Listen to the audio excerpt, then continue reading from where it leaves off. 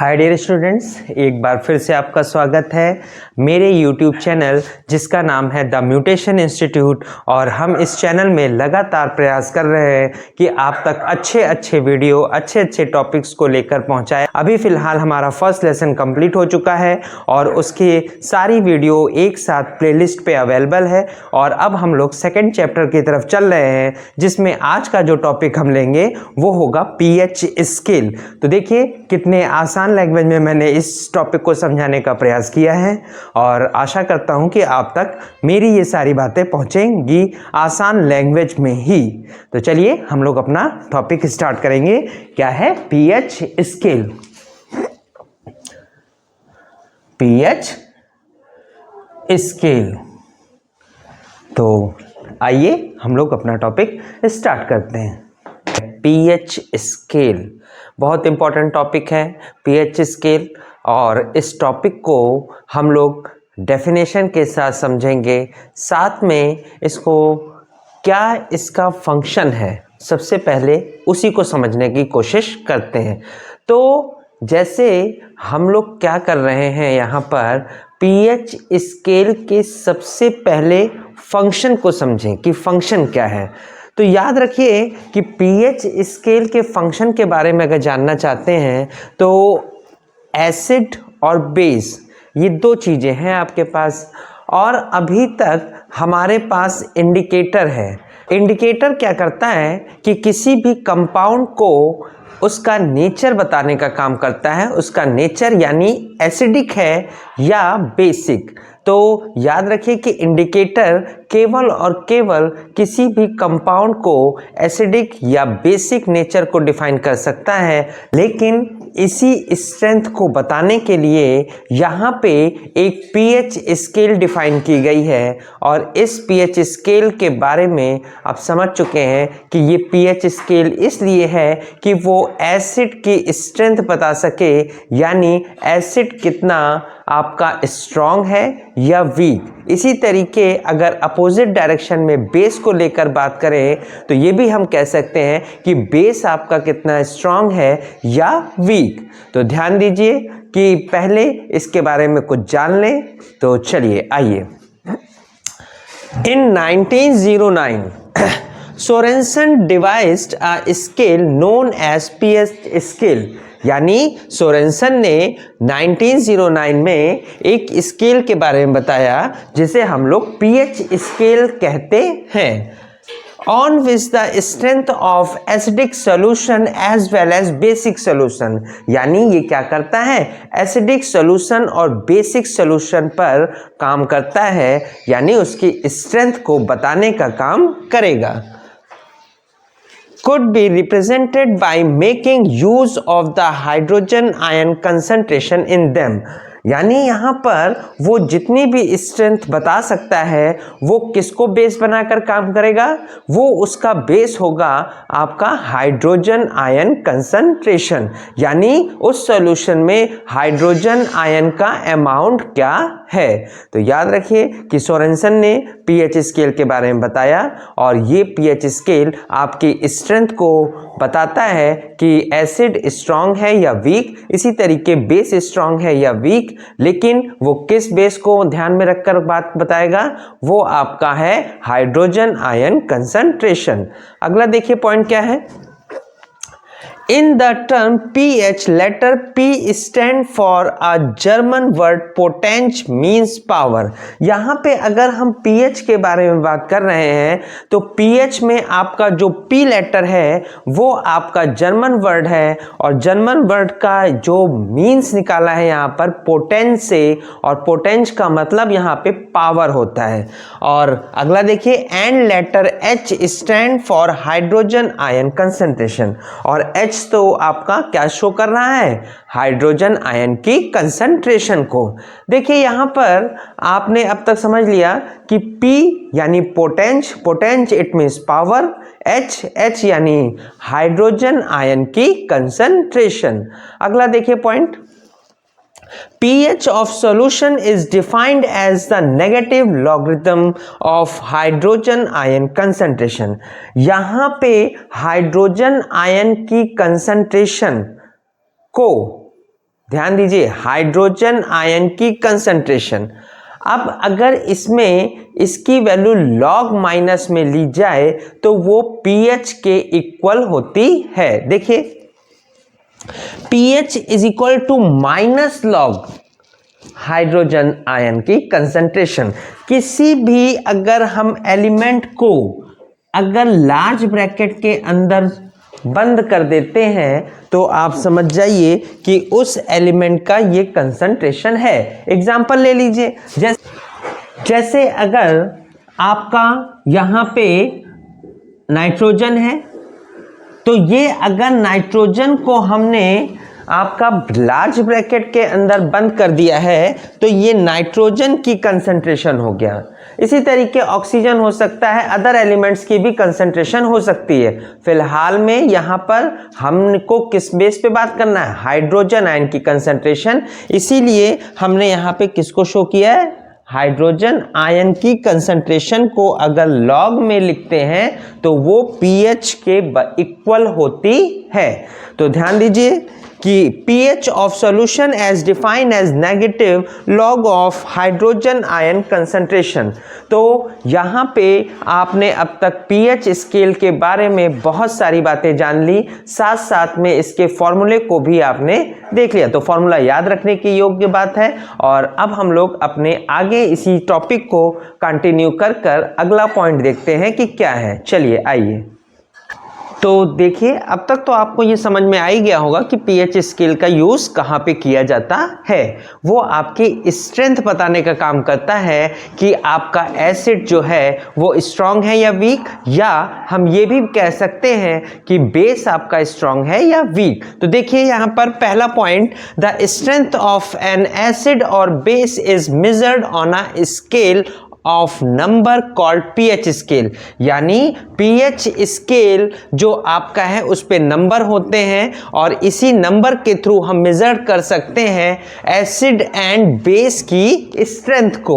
यहां पर pH scale has value from 0 to 14, यानी pH स्केल पे जो नंबर डिफाइन किए जाते हैं वो 0 to 14 होते हैं। तो याद रखिए कहां तक होंगे, 0 से लेकर 14 तक। तो देखिए, मैंने एक इजी लैंग्वेज में इसको समझाने की कोशिश की है जिसमें आपको डायग्राम दिखाई देगा। देखिए ये स्केल को कैसे मैंने डिफाइन किया है, आइए।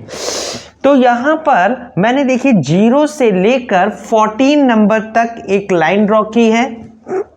इसमें जो 7 नंबर होता है वो न्यूट्रल होता है। क्या होता है, न्यूट्रल।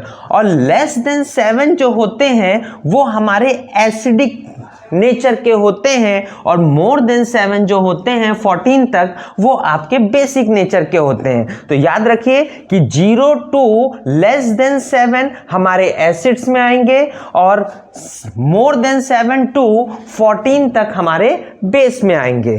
तो यहां पर जैसे जैसे हम लोग 7 से नीचे की तरफ जाएंगे आपका वीक एसिड स्टार्ट हो जाएंगे, और जैसे जैसे हम 0 की तरफ आगे बढ़ते जाएंगे स्ट्रॉन्ग एसिड आना शुरू हो जाएंगे। तो याद रखिएगा कि लेस देन 7 से स्टार्ट होंगे वीक एसिड, और जैसे जैसे हम लोग 0 की तरफ बढ़ते जाएंगे यानी 0 नंबर तक बढ़ते जाएंगे तो आपका कौन से एसिड आना स्टार्ट हो जाएंगे, स्ट्रॉन्ग एसिड। सेम उसी तरह अगर हम मोर देन 7 की तरफ चलने लग जाएं यानी अपने राइट साइड की तरफ, यानी वीक बेस स्टार्ट हो जाएंगे, और जैसे जैसे हम लोग नंबर 14 तक पहुंचेंगे स्ट्रॉन्ग बेस आना स्टार्ट हो जाएंगे। तो याद रखिए कि अपने राइट साइड की वैल्यूएं बेस को शो करती हैं, लेफ्ट साइड की वैल्यूएं एसिड को, और लेस देन 7 वीक एसिड से स्टार्ट होंगे, और जब तक हम 0 पे पहुंचेंगे तब तक आपके स्ट्रॉन्ग एसिड आ चुके होंगे। इसी तरीके मोर देन 7 जब स्टार्ट करेंगे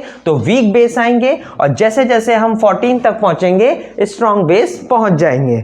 तो यहां पर ध्यान दीजिए कि आपका 7 से जब हम लोग अपने लेफ्ट साइड बढ़ते हैं तो एसिडिक नेचर जो होगा वो इंक्रीज होना शुरू हो जाएगा। इसी तरीके जब 7 से हम लोग राइट साइड की तरफ बढ़ते हैं तो बेसिक नेचर जो होगा वो इंक्रीज होना शुरू हो जाएगा। इन्हीं 3 पॉइंट्स को हमको ध्यान में रखना है जो मैंने यहाँ पे तीनों पॉइंट्स डिफाइन किए हैं। तो आइए देखिए, न्यूट्रल सब्सटेंस है pH ऑफ एग्जैक्टली 7। तो यानी ये जो 7 है वो आपका क्या है, न्यूट्रल पोजीशन होती है, और जिस भी सब्सटेंस का pH वैल्यू 7 है वो न्यूट्रल होगी। यहां पर आपका प्योर वाटर जो है उसकी pH वैल्यू क्या होती है, 7 होती है, इसका मतलब वो न्यूट्रल सब्सटेंस है। तो ध्यान दीजिए अगला, acids have pH of less than 7, यानी एसिड्स जो होंगे वो 7 से लेस देन होंगे। Bases have pH of more than 7, यानी जो बेस होंगे वो आपके 7 से ज़्यादा होंगे। तो ये सिंपल वे में मैंने आपको एक स्ट्रक्चर डिफाइन किया स्केल को लेकर, इसको याद रखिएगा और अब आप इसका स्क्रीनशॉट ले सकते हैं। स्क्रीनशॉट ले लीजिए, फिर हम लोग इसके आगे के पॉइंट को क्लियर करते हैं।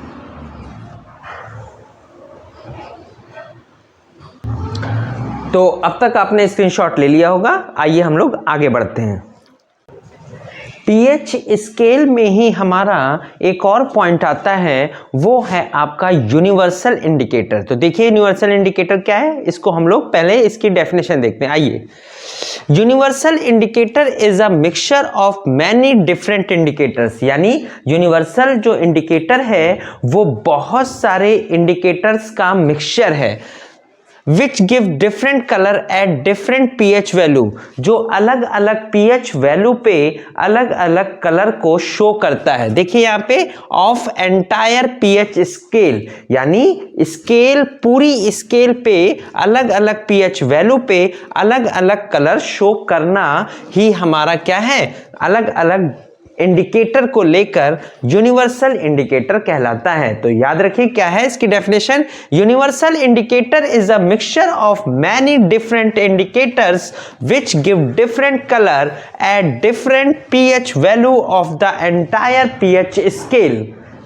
तो ये रहा आपका डेफिनेशन, और इसी डेफिनेशन को ध्यान में रखते हुए याद करिए कि मैंने आपको एक स्केल बताई जो 0 टू लेकर 14 तक होती है, उसी को मैंने यहाँ पर एज अ कलर वाइज भी डिफाइन करने की कोशिश की। हालांकि यहाँ पे कलर आपको दिख नहीं रहा होगा, मैंने उस नंबर पे उस कलर के नेम को लिख दिया है। तो देखिए यहाँ पे 0 पे आपका डार्क रेड, 1 पे रेड, 2 पे रेड, 3 पे ऑरेंज रेड, 4th पे ऑरेंज,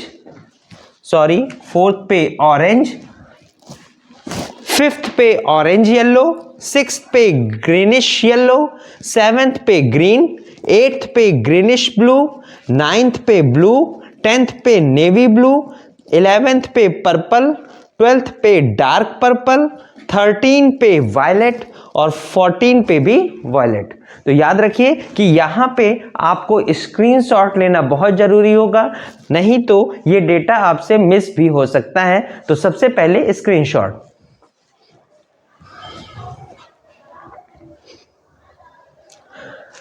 तो स्क्रीनशॉट लेने के बाद आपने ये समझा कि यूनिवर्सल इंडिकेटर क्या होता है, बहुत सारे इंडिकेटर्स का मिक्सचर होता है जो पूरी आपकी जो स्केल है, pH स्केल है, उस पे अलग अलग कलर को शो करता है अपनी अलग अलग pH वैल्यू के हिसाब से।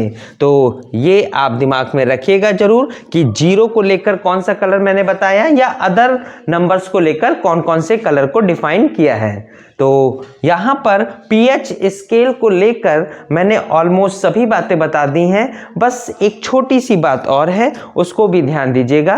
ध्यान में ये रखना होगा कि मैं अभी यहाँ पे कुछ आपके कंपाउंड कह लीजिए या आपके कुछ जनरल ऐसे ब्लड है ना, टूथपेस्ट है या कुछ ऐसे ऑब्जेक्ट हैं, उनके भी pH वैल्यू आपको यहाँ पर शो करके दिखाऊंगा, उसका भी आप स्क्रीनशॉट ले लीजिएगा और इससे आपको क्या हो जाएगा, डेटा आपके पास उपलब्ध रहेगा और इसको आप बार बार देख सकते हैं। तो चलिए पहले हम लोग उस डेटा को लिख लेते हैं, या मतलब आप अपना उसका स्क्रीनशॉट ले लीजिएगा। चलिए तो देखिए यहाँ पर एक चार्ट आपको मैंने बनाकर दिखाया है। इस चार्ट में आपके कुछ आपके सब्सटेंस या सॉल्यूशन लिए गए हैं और साथ साथ में उसकी pH वैल्यू भी लिखी गई है। तो देखिए यहाँ पर कंसंट्रेटेड HCl, कंसंट्रेटेड को शॉर्ट फॉर्म में CONC के नाम से भी लिखा जा सकता है। तो कंसंट्रेटेड HCl की pH वैल्यू 0, लेमन जूस की 2.5, coffee 5, milk 6.5, pure water 7, blood 7.4, egg 7.8, toothpaste 8, washing soda 9, concentrated NaOH sodium hydroxide 14। तो यहाँ पे कुछ मैंने सब्सटेंस या सॉल्यूशन लिए थे जिसकी pH वैल्यू भी लिखी है। याद रखिए कि जो ये 7 पोजीशन है वो आपकी न्यूट्रल की है, ना तो ये एसिड होगा ना ये बेस होगा। इधर आप देख रहे हैं लेस देन 7 है, लेस देन 7, इसलिए क्या होंगे, एसिड होंगे। और सबसे स्ट्रॉन्ग जैसा मैंने बताया था कि 0 होगा, तो स्ट्रॉन्ग एसिड है ये। इसी तरीके अगर हम मोर देन चले, मोर देन 7, तो वो बेस स्टार्ट हो जाएंगे और सबसे स्ट्रॉन्ग बेस 14 नंबर का होगा, स्ट्रॉन्ग बेस 14 नंबर। तो कुछ इस तरह की पोजीशन हमारी है। तो याद रखिए, ये पीएच स्केल का स्क्रीनशॉट ले लीजिए, फिर हम लोग बात करते हैं।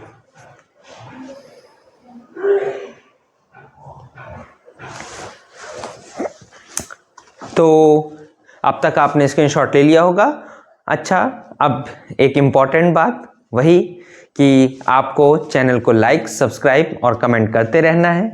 कमेंट जरूर किया करिए और कमेंट से मुझे प्रोत्साहन मिलता है, और आप जिस तरह का भी कमेंट्स करेंगे उसके हिसाब से ही मैं वीडियो प्रोवाइड करूंगा। अगर आप पर्टिकुलर किसी भी आप टॉपिक को लेकर वीडियो चाहते हैं तो वो भी आप कमेंट में ज़रूर शेयर करिए, जिससे मैं पर्टिकुलर उसी टॉपिक को लेकर वीडियो आप तक प्रोवाइड कराऊंगा। एक और चीज़ कि जब भी आप लाइक, कमेंट और शेयर करें तो आप मेरे चैनल को सब्सक्राइब करिए, और साथ साथ में और भी अपने फ्रेंड सर्कल में मेरे चैनल को सब्सक्राइब करवाइए। और सब्सक्राइब करते समय एक बात याद रखिए कि बेल आइकन जरूर होगा, उसको जरूर प्रेस करिए, जिससे आपको आने वाली वीडियोस की नोटिफिकेशन मिलती रहेगी।